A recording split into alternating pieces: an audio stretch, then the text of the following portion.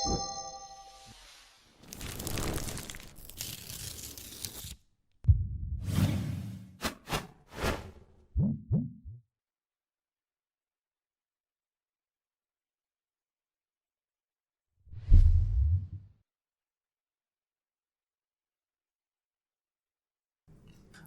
मैं आपको कोई जनरलाइज आंसर तो नहीं दे सकता, लेकिन मैं आपको पर्सनलाइज आंसर देता हूँ.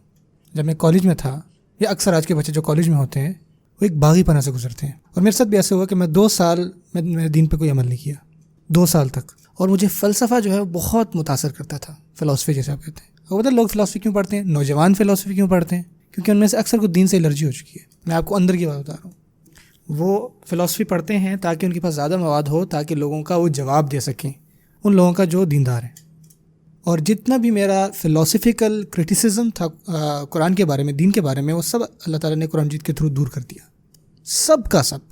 और मैं, या जब मुझे कोई कहता है ना कुरान मजीद जो है वो कदीम है, नाउज़ुबिल्लाह, या वो हमारे आज के हालात के मुताबिक हमारे मसले नहीं दूर करता, मैं उनको हमेशा यही जवाब देता हूँ कि आपने अभी तक कुरान नहीं पढ़ा, आपने अभी तक नहीं पढ़ा, या आपको लगता है कि आपने पढ़ा है लेकिन नहीं पढ़ा. एक दफ़ा एक मिनिस्टर से मिला, मुझे कहता कि मैंने कुरान पढ़ा है. मैंने कहा आपने नहीं पढ़ा.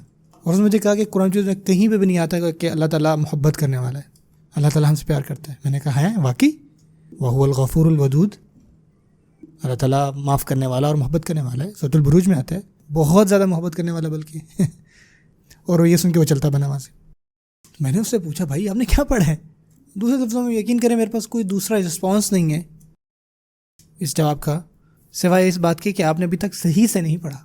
आपने ये सोच लिया है, आपने इसी को बाकी मज़ाहिब के साथ भी मिला लिया, जिनमें लोग कहानियाँ हैं और इस तरह की ऐसी बातें हैं जो जितने भी तवहमात हैं उनमें, और उनको पढ़ के आपने ये सोचा कि तमाम मज़हब एक जैसे. और आपको पता है कि ये जो इनलाइटमेंट थाट इंटेलेक्चुअल आया था ना, जहाँ उन्होंने ये समझा कि जितने भी मज़हब हैं सारे के सारे इंसान के बनाए हुए हैं, और हमें उनको ऐसे ही देखना है कि मतलब ये तमाम के तमाम सेम ही है, इनमें कोई फ़र्क नहीं है, सबकी एक ही बात कर रहे हैं, इनके अंदर कोई इंटेलेक्चुअल फाउंडेशन नहीं है. इस्लाम ने ना सिर्फ इसका मुँह तोड़ जवाब दिया, बल्कि सोचने पे भी मजबूर किया. बल्कि हम तो लोगों को चैलेंज करते हैं कि कोई लाओ इस दीन के ख़िलाफ़, हम इंतज़ार कर रहे हैं. कुरान कहता है एक आयत ले आओ, एक सूरत ले आओ. सुभान अल्लाह.